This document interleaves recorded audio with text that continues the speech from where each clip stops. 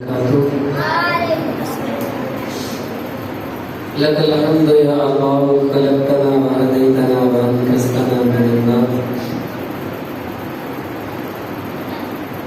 قال الله تبارك وتعالى في الكلام المجيد: ولنبلونكم بشيء من الخوف والجوع ونقص من الأموال والأنفس والثمرات وبشر الصابرين إن الله وملائكته يصلون على النبي يا أيها الذين آمنوا صلوا عليه وسلموا تسليما. الصلاة والسلام عليك يا سيدي يا رسول الله. الصلاة والسلام عليك يا سيدي يا حبيب الله وعلى آلك وأصحابك يا سيدي يا رحمة للعالمين. اللہ عز و جل آپ سب کی محبتوں کو سلامت رکھے. شکریہ ادا کرتا ہوں قاری صاحب کا، اہل محلہ انتظامیہ.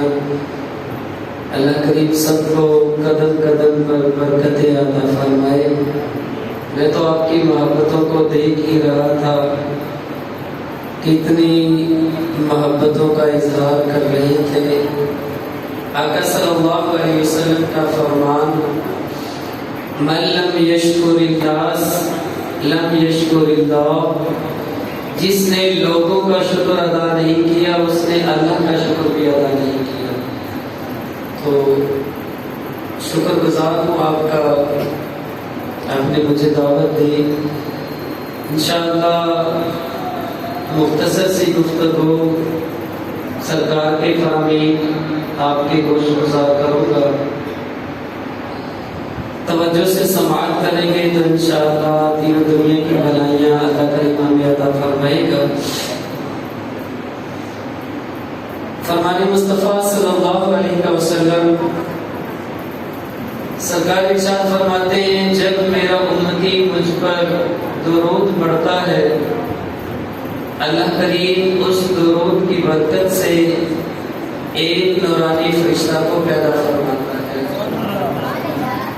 تو وہ نورانی فرشتہ جب درود پڑھا جاتا ہے اپنے پر جو مشرق اور مغرب تک پھیلے ہوئے ہیں ان سے بھی زیادہ وسیع ہے.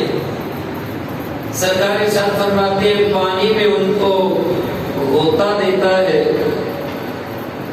مشرق اور مغرب تک پھیلے ہوئے اپنے پروں کو باہر نکال کر جب ان کو جھاڑتا ہے ان پروں سے جتنے پانی کے قطرے گرتے ہیں اللہ کریم ہر قطرے کے بدلے ایک ایک فرشتہ کو پیدا فرماتا ہے جو قیامت تک اس درود پاک پڑھنے والے کے لیے دعائے مغفرت کرتے رہتے ہیں. صلو علی الحبیب صلی اللہ تعالی علی محمد صلی اللہ علیہ وسلم. درود پاک کی برکت کو ہم نے سنا تو ہمیں ہر وقت اپنی زبانوں کو اللہ اور اس کے رسول صلی اللہ علیہ وسلم کے ذکر سے تر رکھنا چاہیے. اللہ کریم اس کی بے شمار برکتیں عطا فرماتا ہے. آج ہم سب کا جمعۃ المبارک کا دن ہے. اجتماع تو جمعہ کا تھا ہی. آقا صلی اللہ علیہ وسلم کے پیارے نواسے امام حسن اور امام حسین رضی اللہ تعالی عنہ جن کی یاد میں اس محفل پاک کا اہتمام کیا گیا، اسی مناسبت سے چند باتیں آپ کے گوش گزار کروں گا. امام حسن رضی اللہ تعالی عنہ اور امام حسین رضی اللہ تعالی عنہ کی پیدائش ہم دیکھتے ہیں پیدائش کے ساتھ ہی آپ کا معاملہ زمینی نہ رہا. پتہ چلے گا ہمیں حدیث کی روشنی میں کہ پیدائش کے ساتھ ہی یہ معاملہ آسمانی ہو گیا. حدیث پاک میں آتا ہے امام حسن رضی اللہ تعالیٰ عنہ کی پیدائش ہوئی تو سیدنا علی مرتضیٰ رضی اللہ تعالیٰ عنہ نے اپنے چچا حضرت امیر حمزہ رضی اللہ تعالیٰ عنہ کی مناسبت سے امام حسن کا نام حمزہ رکھا. شبیر و شبر بھی نام آتا ہے رکھا ہوا. اور جب امام حسین رضی اللہ تعالیٰ عنہ کی پیدائش ہوئی تو آپ نے امام حسین رضی اللہ تعالیٰ عنہ کے چچا کی نسبت سے آپ کا نام جعفر رکھا. تو آقا صلی اللہ علیہ وسلم کو جب پتہ چلا تو سرکار تشریف لائے اور کیا ارشاد فرمایا، امیر تو مجھے اللہ کریم کی طرف سے حکم دیا گیا ہے ان اغیر اسمعی، میں ان دونوں ناموں کو تبدیل فرما دوں. سرکار نے کیا ارشاد فرمایا، مجھے رب کی طرف سے حکم ملا ہے، وحی کا نزول ہوا ہے کہ میں دونوں ناموں کو تبدیل فرما دوں. آقا صلی اللہ علیہ وسلم ارشاد فرماتے اللہ کریم کی طرف سے کیا حکم ملا. اب یہ پہلا حکم نازل ہوا کہ جو زمین کے نام رکھے گئے ہیں نا ان ناموں کو تبدیل فرما دیا جائے اور آسمانی نام رکھے جائے. حدیث پاک میں کیا آتا ہے، آقا صلی اللہ علیہ وسلم ارشاد فرماتے ہیں الحسن والحسین اسمان من اسماء الجنہ. سرکار ارشاد فرماتے حسن اور حسین یہ دونوں جنتی نام ہیں. حکم ملا اللہ کریم کی طرف سے ناموں کو تبدیل فرما دیا جائے، حسن اور حسین دونوں نام رکھے جائے. تو آقا صلی اللہ علیہ وسلم نے دونوں ناموں کو تبدیل فرما دیا. ایک کا نام حسن رکھ دیا، دوسرے کا نام حسین رکھ دیا. اور آقا صلی اللہ علیہ وسلم اب ہم دیکھتے ہیں کیا یہ جو دونوں نام جنت سے بھیجے گئے، کیا جنت میں اس وقت حوریں تھی، غلمان تھے، کیا ان کے نام حسن اور حسین تھے؟ حدیث پاک میں آتا ہے نہیں، اللہ کریم نے حسن اور حسین دونوں ناموں کو اپنے حسن کے پردوں میں چھپا رکھا تھا. یعنی یہ جنت میں بھی کسی کے نام نہیں رکھے گئے، نہ کسی حور کا نام نہ کسی غلمان کا نام، دونوں ناموں کو حسن کے پردوں میں چھپا رکھا تھا. اور اللہ کریم نے پھر سرکار کی طرف وحی کا نزول ہوا، نام دیے گئے یا رسول اللہ دونوں عظیم نواسوں کے نام، ایک کا نام حسن رکھا جائے اور ایک کا نام حسین رکھا جائے. دونوں نام اللہ کریم نے اپنے حسن کے پردوں میں ان کو چھپا رکھا تھا. آقا صلی اللہ علیہ وسلم نے عظیم نام جو اللہ کریم کی طرف سے عطا ہوئے تو پیدائش کے وقت کے ساتھ ہی دونوں کا معاملہ زمینی نہ رہا، آسمانی بن گیا کہ اللہ کریم نے دونوں کے نام جنت میں پردوں میں چھپا رکھے تھے. اور پھر آقا صلی اللہ علیہ وسلم کو دونوں نام عطا ہوئے. آقا صلی اللہ علیہ وسلم نے پھر دونوں کے نام تبدیل فرما کے بڑے کا نام حسن اور چھوٹے کا نام حسین رضی اللہ تعالیٰ عنہ تجویز فرمایا. آقا صلی اللہ علیہ وسلم دونوں نواسوں سے خوب محبت فرماتے. الحمدللہ آپ محبت کرتے ہیں یا نہیں کرتے؟ بولے نا اہل بیت کے ساتھ محبت کرتے ہیں یا نہیں؟ اور ہمارا عقیدہ ہے کہ نجات کا سبب جو آقا صلی اللہ علیہ وسلم ہمیں دے کر گئے ہیں، سرکار فرماتے ہیں میں تم میں دو وزنی چیزیں چھوڑ کے جا رہا ہوں، جب تک ان کے دامن کو مضبوطی سے پکڑے رکھو گے کبھی بھی تم گمراہ نہیں ہو. تمہارا مقدر ہدایت ہوگا، دنیا میں بھی کامیابی ملے گی، آخرت میں بھی کامیابی ملے گی. وہ دونوں مضبوطی والی چیزیں کون سی ہیں؟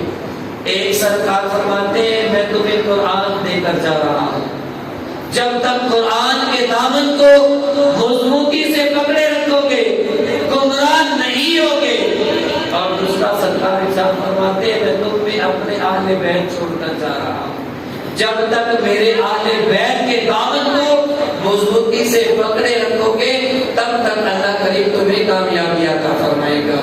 تو الحمدللہ ہم قرآن کو بھی مانتے ہیں، قرآن سے بھی محبت کرتے ہیں اور اہل بیت سے بھی محبت کرتے ہیں، اور آج اہل بیت کی یاد میں اس محفل پاک کا انعقاد کرنا اس بات کو ثابت کرتا ہے کہ ہم سرکار کی اہل بیت سے محبت کرتے ہیں، ہم نے ان کے دامن کو مضبوطی سے پکڑا ہوا ہے، اور یہی تعلق دنیا میں بھی ہماری کامیابی ہے، کل قیامت کے دن بھی اللہ کریم اسی کے صدقہ سے ہمیں کامیابی عطا فرمائے گا۔ ہر بندہ یہ دعا کرتا ہے نا، اب دیکھو نا، ایک بندے کی پوری زندگی اچھائیوں میں گزر جائے لیکن اس کا خاتمہ اچھا نہ ہو تو اس کا انجام برا ہو جائے تو اس کا ٹھکانہ جہنم میں۔ سرکار فرماتے ایک بندہ نیک عمل کرتا رہتا ہے یہاں تک کہ بندے اور جنت کے درمیان ایک بالش کا فاصلہ رہ جاتا ہے، تو کیا لکھا تقدیر کا اس پہ غالب آ جاتا ہے، وہ کوئی ایسا کلمہ بولتا ہے یا ایسے کام کرتا ہے دائرہ اسلام سے خارج ہو جاتا ہے جو جنت کے قریب پہنچ چکا تھا، اب اس کا ٹھکانہ جہنم۔ اور اسی طرح سرکار ارشاد فرماتے ایک بندہ پوری زندگی جہنمیوں والے عمل کرتا رہتا ہے یہاں تک کہ اس بندے اور جہنم کے درمیان ایک بالش کا فاصلہ رہ جاتا ہے، تقدیر کا لکھا اس پہ غالب آ جاتا ہے، وہ کوئی ایسے عمل کرتا ہے اس عمل کی بدولت اللہ اس کے انجام کو اچھا بنا دیتا ہے، اس کا ٹھکانہ جنت بنا دیتا ہے۔ تو ہم دعا کرتے ہیں نا اللہ ہمیں مرتے وقت کلمہ نصیب فرمائے، کرتے ہیں یا نہیں کرتے؟ بولے نا مرتے وقت ہمیں کلمہ کی دولت مل جائے، دعا کرتے ہیں یا نہیں کرتے؟ ملنی چاہیے یا نہیں ملنی چاہیے؟ دیکھو نا جب بندہ مر رہا ہوتا ہے حکم کیا ہے اس کے قریب آپ بلند آواز سے کلمہ پڑھیں، کیوں؟ تاکہ اس کی زبان پر بھی کلمہ جاری ہو جائے، اور جس کی زبان پر مرتے وقت کلمہ جاری ہو جائے اللہ کریم اس پہ اپنا کرم فرماتا ہے۔ سرکار کا فرمان جس کا پہلا کلام بھی اللہ کا نام ہو، آخری کلام بھی اللہ کا نام ہو، درمیان میں جتنی بھی زندگی ہو وہ جیسی بھی زندگی ہو اللہ کریم آخری اچھے کلام کی بدولت اس کی بخشش فرما دیتا ہے۔ ہر بندہ یہی چاہتا ہے نا مرتے وقت اسے کلمہ نصیب ہو جائے۔ ایک تابعی فرماتے ہیں میں نے 30 صحابہ سے ملاقات کی، کتنے صحابہ سے؟ کتنے صحابہ سے؟ 30 صحابہ سے ملاقات کی، سب سے زیادہ انہیں میں نے جس بات کے بارے میں فکر مند پایا وہ سارے اسی بات میں فکر مند تھے اللہ کریم ہمارا خاتمہ اچھا فرما دے۔ اتنے صحابہ سے ملاقات کی، سب کو میں نے اسی فکر میں ڈوبے ہوئے پایا اللہ ہمارا خاتمہ اچھا فرما دے۔ تو ہم بھی اللہ کریم سے یہی دعا کرتے ہیں اللہ کریم ہمارا خاتمہ ایمان پر فرما دے، اللہ کریم ہماری موت کو اچھا بنا دے، اللہ کریم ہمیں مرتے وقت کلمہ پڑھنا نصیب فرما دے۔ آقا صلی اللہ علیہ وسلم کا فرمان، ہر بندہ چاہتا ہے نا خاتمہ ایمان پر ہو، مرتے وقت کلمہ کی دولت نصیب ہو۔ آقا صلی اللہ علیہ وسلم ارشاد فرماتے ہیں سرکار کا فرمان سنو اور پھر ہم جن کی یاد میں یہ محفل سجائے بیٹھے، سرکار فرماتے ہیں وَمَن مَاتَ عَلَىٰ حُبِّ آلِ محمد، جو میرے اہل بیت کے ساتھ محبت کرتا ہوا مرے گا مَاتَ مُؤْمِنًا، اللہ کریم اس کا خاتمہ ایمان پر فرما دے گا۔ کیا فرمایا؟ وَمَن مَاتَ عَلَىٰ حُبِّ آلِ محمد، جو میرے اہل بیت سے محبت کرتا ہوا مرے گا مَاتَ مُؤْمِنًا، اس وقت تک مرے گا نہیں یہاں تک کہ اللہ اس کا خاتمہ ایمان پر فرما دے گا۔ تو پتہ کیا چلا؟ اہل بیت کی محبت اگر ہم چاہتے ہیں مرتے وقت کلمہ نصیب ہو، اگر چاہتے ہیں ہمارا خاتمہ اچھا ہو جائے، اہل بیت کے دامن کو مضبوطی سے پکڑ لیں، اہل بیت کے ساتھ محبت کریں، سرکار کے گھر والوں سے محبت کریں، مَاتَ مُؤْمِنًا، اللہ کریم ہمیں مرتے وقت کلمہ کی دولت عطا فرما دے گا جو کہ سب سے بڑی دولت ہے۔ اور جس کو مرتے وقت کلمہ نصیب ہو گیا اس کی تو دنیا کی زندگی جو گزر گئی وہ بھی سبق گئی، اور اللہ کریم آنے والی زندگی میں بھی اسے کامیاب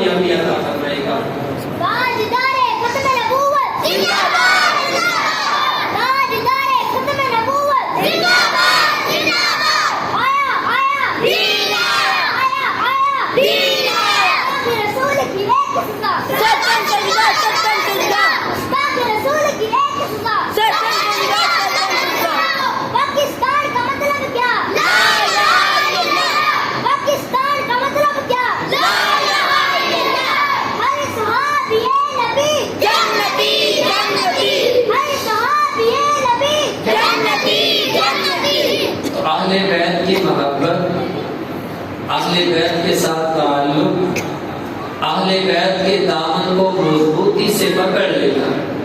सरकार के फरमान को हम सही नशीब कर ले। मोहम्मद माता बिना, जो मेरे अहले बैत के साथ मोहब्बत करता हुआ मरेगा, अल्लाह करीम उसे ईमान की हालत में मौत अता फरमाएगा। तो अगर हम खातिमा ईमान पर चाहते हैं मरते वक्त कलीमा पढ़ना नसीब हो, तो सरकार के अहले बैत के दामन को मजबूती से पकड़ ले, अल्लाह खातिमा ईमान पर फरमा देगा। इमाम हसन और हुसैन, इतना अजीम मकाम, इतना अजीम रुतबा अल्लाह करीम ने उन दोनों को अता फरमाया।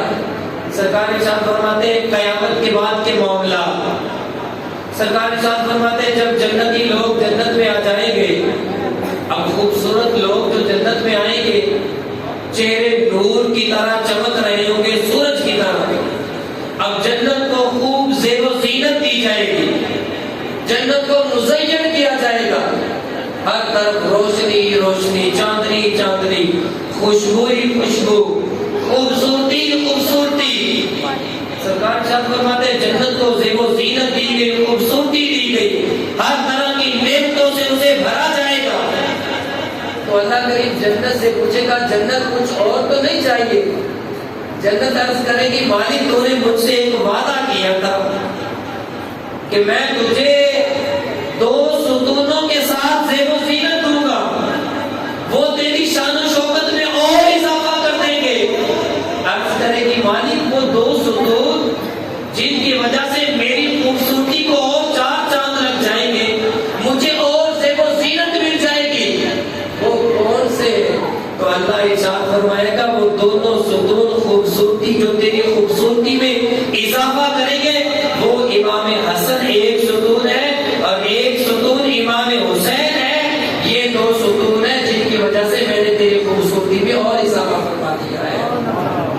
तो इमाम हसन और इमाम हुसैन की बदौलत जन्नत को और ज्यादा खूबसूरती मिलेगी। दोनों जन्नती जवानों के सिरदार होंगे। अल्लाह करीम दोनों को जन्नत में हर बंदा ही जवान होगा, कोई बूढ़ा तो होगा ही, सब जवान होकर जाएंगे। 30 साल की उम्र होगी तो सबकी सिरदारी अल्लाह करीम आका सल्लल्लाहु अलैहि वसल्लम के दोनों अजीम नवासों को अता फरमाएगा। अब ये जो जन्नत की सिरदारी मिली है, इतना अजीम नतीजा मिला, इतना अजीम कामयाबी अल्लाह करीम ने दी, क्या ये बगैर मेहनत के मिल गई? कुरान में आया ना हम तुम्हें आजमाएंगे। देख ले आका सल्लल्लाहु अलैहि वसल्लम से पूछा गया या रसूल अल्लाह लोगों में से सख्त इम्तिहान किन के होते हैं? अब मूसा बिन ईसा, या रसूल अल्लाह लोगों में से मूसा बिन ईसा फरमाते हैं अशद्दुन नासी बला, या रसूल अल्लाह लोगों में से सख्त इम्तिहान किन के होते हैं? सरकार ने फरमाया अल अंबिया, नबियों के जितने भी नबी आए अल्लाह करीम ने उनको सख्त से सख्त इम्तिहान में आजमाया। सब नबियों ने आला दर्जे की कामयाबी हासिल की, फिर अल्लाह करीम ने उन्हें अजीम मरातिब अता फरमाए। सरकार फरमाते सुम्मल अफसल सुम्मल अफसल, फिर जिसका ईमान जितना ज्यादा मजबूत होगा उसी कदर अल्लाह करीम उसका इम्तिहान लेगा। हो सकता है जमाने भर का नाफरमान हो, अब नमरूद था ना, अल्लाह करीम का सख्त नाफरमान था, कभी सर में दर्द भी नहीं हुआ। दूसरी तरफ इमाम हुसैन रज़ी अल्लाह ताला अन्हु को देख ले, करबला के मैदान में एक इम्तिहान नहीं था। सरकार क्या इरशाद फरमाते हैं, जिस कदर बंदे का ईमान ज्यादा मजबूत होता है उसी कदर अल्लाह करीम बंदे को इम्तिहानों में डालता है। फिर बंदा जब इम्तिहान में आला दर्जा की कामयाबी हासिल करता है ना, फिर अल्लाह करीम उसे अजीम रुतबे अता फरमाता है। तो इमाम हुसैन रज़ी अल्लाह ताला अन्हु करबला के मैदान में जो अजीम वाक़या पेश आया, ये एक अजीम इम्तिहान था। अब सबको पता था इस इम्तिहान का पैदाइश हुई, उस वक्त की खबर दी गई। करबला के रेगिस्तान में हजरत अली का गुजर हुआ तो आपने घुटने टेक दिए, आंखों से आंसू जारी हो गए। लोगों ने पूछा मौला अली क्या हुआ? तो आपने फरमाया मैंने सरकार की बाबरकत जुबान से सुना है, ये वो मैदान है जहाँ से मुझे रंजो आलम की बू आती है और मैं जानता हूँ यहाँ पे एक दिन आएगा इमाम हुसैन रज़ी अल्लाह ताला अन्हु اپنی اور اپنے ساتھیوں کی صبر کرتے ہوئے اللہ کریم کی رضا کو سامنے رکھتے ہوئے اپنی قربانی اللہ کریم کے حضور پیش کریں گے، اور اس عظیم امتحان کے بعد اللہ کریم ان کو عظیم کامیابیوں سے امتحان فرمائے گا۔ تو یہ ایک عظیم امتحان تھا، بہت بڑا امتحان۔ ایسا کبھی نہیں ہوا کہ بندہ 5ویں کا اسٹوڈنٹ اور اس سے امتحان 16ویں کلاس کا لیا جائے۔ کیا کبھی ایسا ہوتا ہے؟ کبھی ایسا نہیں ہوتا۔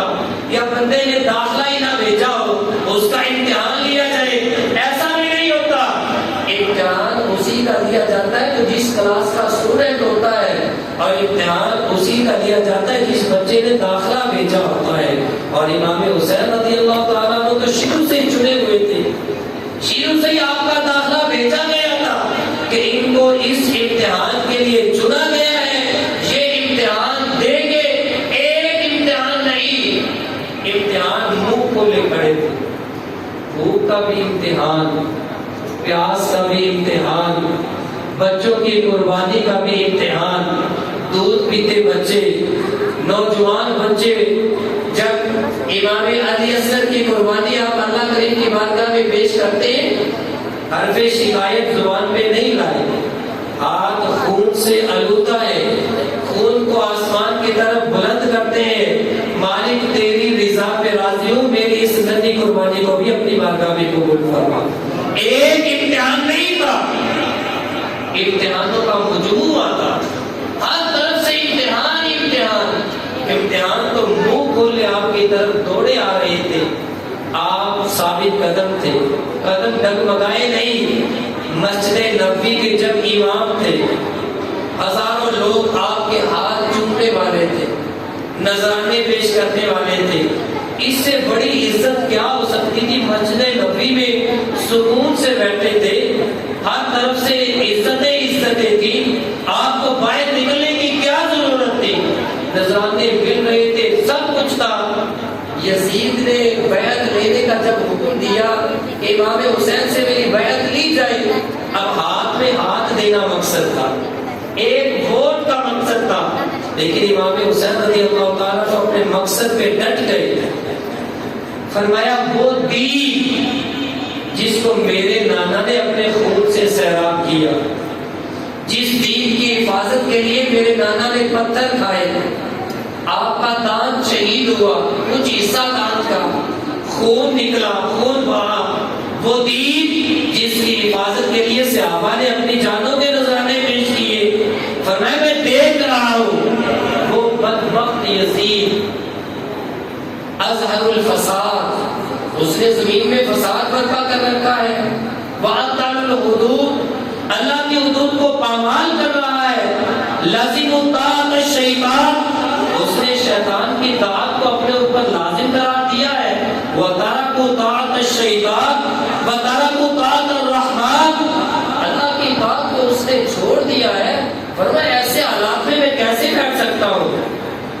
میرے نانا نے میری بہترین تربیت کی ہے، میں مولا علی کی انگلی پکڑ کر چلا ہوں، میں نے سیدہ فاطمہ الزہرا رضی اللہ تعالیٰ عنہ کا دودھ پیا ہے۔ فرمایا میں کبھی دین میں بگاڑ کو پسند نہیں کرتا، فرمایا میں نکلوں گا۔ لوگوں نے بڑا روکا کہ وہ لوگ ایسے ایسے آپ نہ جائیں۔ فرمایا میں اس بات کو اپنے لیے فخر سمجھتا ہوں، میں نکلوں اور شہید کر دیا جاؤں، فرمایا اس سے بڑی میرے لیے فخر کی بات ہو ہی نہیں سکتی، اور میں یہاں پہ بیٹھا رہوں، لوگ میرے ہاتھ پاؤں چومتے رہے، مجھے نذرانے دیتے رہے، لوگ میرے مرید، تو فرمایا ادھر دین میں بگاڑ پیدا ہو جائے، میں کل اللہ کریم کی بارگاہ میں کیا جواب دوں گا؟ تو آپ صرف دین کی حفاظت کی خاطر، اور کوئی مقصد نہیں تھا، کرسی کا لالچ نہیں تھا، آپ تو مسجد نبی کے امام تھے، سب کچھ آپ کو ملا ہوا تھا، لوگ آپ کے ہاتھ کو چوم رہے تھے، سب کچھ آپ کو دے رہے تھے، اس سے بڑی عزت کیا ہو سکتی تھی؟ لیکن آپ نے فرمایا میں نکلوں گا ضرور، وہ دین صحابہ نے جس کو اپنے خون سے سیراب کیا، میں اس کی حفاظت کے لیے اپنا سب کچھ قربان کر دوں گا، اور یہ قربانیاں میرے لیے فخر کا باعث ہوں گی۔ پھر ہم نکلے، ہم نے دیکھا کربلا کے میدان میں اتنے امتحان، ایک امتحان نہیں، امتحان تو منہ کھولے چلے آ رہے تھے۔ جب مسجد نبوی میں تھے آپ، آسائشوں والی زندگی تھی، اس وقت بھی اللہ کریم کا شکر ادا کر رہے تھے، اور جب کربلا کے میدان میں تھے موت منہ کھولے سامنے کھڑی تھی، دشمن سامنے کھڑے تھے، بچوں کے لاشیں خود اپنے ہاتھوں سے اٹھا کر لا رہے تھے، ننھے بچوں کی لاشیں اٹھا کر لا رہے تھے، زبان پر حرف شکایت نہیں تھا، صبر کے دامن کو نہیں چھوڑا، پھر بھی اللہ کریم کا شکر ادا کر رہے تھے، مالک تیرا شکر ہے، آسائشی کی حالت میں بھی تیرا شکر ادا کرتا ہوں، اور اس تک آنے میں بھی مالک تیرا شکر ادا کرتا ہوں۔ آپ کی زندگی سے، آپ کی سیرت سے ہمیں یہی سبق ملتا ہے، حالات جیسے بھی ہو اللہ کریم اچھے حالات دے پھر بھی مالک کا شکر ادا کرنا چاہیے، حالات میں کبھی اونچ نیچ آ جائے پھر بھی گھبرانا نہیں چاہیے، اللہ کریم کا شکر ادا کرنا چاہیے۔ اور پھر ہم دیکھ لیں کربلا کے میدان میں اتنے امتحان، اتنی قربانیاں، سب کچھ قربان کر دیا، اور بعد میں کیا کیا؟ اللہ کریم کی بارگاہ میں سجدہ کیا، ہر لمحہ ہے لاکھوں سجدے پروردگار کو، ہر لمحہ ہے لاکھوں سجدے پروردگار کو، پر انوکھا سجدہ نبھایا حسین نے۔ دیکھ لیں کربلا کے میدان میں قرآن کیا کہتا ہے؟ وَاسْجُدْ وَاقْتَرِب، اے بندے اگر میرا قرب حاصل کرنا چاہتا ہے نا تو مجھے سجدہ کر، میری بارگاہ میں آ کر جھک جا، اپنے اشرف اعضاء، سر جو ہے نا یہ ہمارا اشرف اعضاء ہے، اپنے اشرف اعضاء میرے سامنے آ کر جھکا دے، تجھے میں اپنا قرب عطا فرما دوں گا۔ تو امام حسین رضی اللہ تعالیٰ عنہ کی اسوہ حسنہ سے کی سیرت سے ہمیں ایک تو ہمیں صبر کا سبق ملتا ہے کہ جتنے آپ نے کربلا کے میدان کو صبر کی یونیورسٹی بنا دیا، اگر کوئی بندہ صبر پہ تقریر کرنا چاہے نا 5-7 گھنٹے کی، تو ایک کربلا کا لفظ کہہ دے صبر کی تقریر ختم ہو جائے کہ وہاں پہ تو صبر ہی ختم ہو گئے۔ آپ نے کربلا کے میدان کو صبر کا مرکز بنا دیا، صبر کی یونیورسٹی بنا دیا، اتنے امتحان سب کو آپ نے اللہ کریم کی رضا کی خاطر قبول فرما لیا، اور آخری لمحے کیا کیا؟ سجدہ کیا۔ ہمیں کیا سبق دیا؟ ہمیں سبق ملا، ہم بڑے دعوے کرتے ہیں، بڑے نعرے لگاتے ہیں، اب دیکھو نا 10 محرم کو ہم نے دیکھا غریب کے غریب گھروں میں بھی اتنا لنگر جمع ہو گئے، ہر جگہ پہ پانی کی سبیلیں، کیا ہر بندہ یہ ثابت کر رہا تھا کہ آپ امام حسین کے محب ہیں، لیکن حقیقی محب تو ہم تب بنے گے جب آپ کی سیرت پہ عمل کریں گے۔ آپ کی سیرت کیا ہے کہ موت سر پہ کھڑی تھی، ہزاروں ساری قربانیاں اللہ کریم کی بارگاہ میں پیش فرما چکے تھے، اور پھر بھی آپ نے اپنا سر سجدے میں رکھا ہوا تھا۔ تو آپ کی سیرت سے ہمیں ایک جو درس ملتا ہے وہ نماز کا درس ملتا ہے، ہر وقت ہمیں اللہ کریم کی بارگاہ میں سجدہ کرنا چاہیے، سجدے کے ذریعے ہمیں اللہ کریم کا قرب حاصل ہوتا ہے۔ آقا صلی اللہ علیہ وسلم دونوں نواسوں سے خوب پیار فرمایا کرتے تھے، خوب پیار، اور ہمیں بھی یہی حکم دیا۔ اسے آگے رسول فرماتے ہیں، ایک دن میں نے رات کو دیکھا، رات ہم سرکار سے ملنے کے لیے گئے، کچھ سوال تھے، ہم نے سرکار سے جب سوال کیے تو ہم نے دیکھا آقا صلی اللہ علیہ وسلم کی چادر مبارک کے نیچے کوئی چیز حرکت کر رہی تھی، تو فرماتے ہم نے پوچھا یا رسول اللہ آج عجیب معاملہ ہے کہ چادر کے نیچے حرکت ہو رہی ہے، تو فرماتے سرکار نے جب یہ سنا نا فکاشف، سرکار نے اپنی چادر مبارک کو کھول دیا تو ہم نے دیکھا سرکار کے بیٹھ میں امام حسن اور امام حسین رضی اللہ تعالیٰ عنہ تشریف فرما دی، وہ عظیم نواز سے جن کی خاطر اب سرکار نماز پڑھا رہے ہوتے، کیا ہوتا سرکار سجدے میں جاتے، دونوں نمازیں سجدے میں سرکار کے اوپر آ کر بیٹھ جاتی۔ اب آقا صلی اللہ علیہ وسلم جب سجدے سے اٹھتے، دونوں نمازوں کے بازو پکڑ کر نیچے اتارتے، انہیں اپنی گود میں بٹھا لیتے، دوبارہ سجدے میں جاتے، دوبارہ وہ چڑھ جاتے، یعنی یہ اللہ کی نماز ہو رہی ہے، تو دونوں نمازوں کو بہلایا جا رہا ہے، اتنی محبت۔ حدیث پاک میں آتا ہے نیل صحابہ جب آئے نا تو انہوں نے اس طرح کا معاملہ دیکھا تو انہوں نے دعو گما، ان دونوں کو روکنے کا ارادہ کیا۔ سرکار نے کہا خبردار ان دونوں کو کوئی روکے نا، اللہم انی احبہما، اے اللہ میں ان دونوں سے پیار کرتا ہوں، فاحبہما، تو بھی ان سے پیار کر، واحب من احبہما، اے اللہ قیامت تک جو بھی ان سے پیار کرے اے اللہ تو بھی اس سے پیار فرما۔ تو پتہ کیا چلا، دونوں نواسوں کی محبت یہ اللہ کریم کی محبت کی سند ہے. اگر ہم دونوں نواسوں سے محبت کریں گے تو اللہ کریم ہمیں آپ کی محبت عطا فرمائے گا. اللہ کریم کی پاک بارگاہ میں دعا ہے کہ اللہ کریم ہمیں امام حسن اور امام حسین رضی اللہ تعالیٰ عنہ، ہم نے آپ سے محبت تو کرتے ہیں، بڑے دعوے کرتے ہیں، اور الحمدللہ سنی اس خون کو کہا جاتا ہے جو صحابہ سے بھی محبت کرتا ہے اور اہل بیت سے بھی محبت کرتا ہے. یہ نہیں کہ ہمارے ہاتھ میں ایک ہاتھ میں اہل بیت کا دامن اور دوسرے ہاتھ میں صحابہ کا بغض. ہمارا یہ عقیدہ نہیں ہے. ہمیں وہی تعلیم جو آقا صلی اللہ علیہ وسلم نے دی ہے، ہم اس تعلیم میں سختی سے عمل کرتے ہیں، سرکار کے اصحاب سے بھی محبت کرتے ہیں اور سرکار کے اہل بیت سے بھی محبت کرتے ہیں، اور دونوں کی محبت لازم و ملزوم ہے. اللہ کریم نجات اسے عطا فرمائے گا جو آقا صلی اللہ علیہ وسلم کے ساتھ تعلق رکھنے والے ہر شخص سے محبت کرتا ہے. اللہ کریم اہل بیت کے مزید درجات بلند فرمائے، ہمیں اہل بیت کی پکی سچی محبت عطا فرمائے. وما علیہ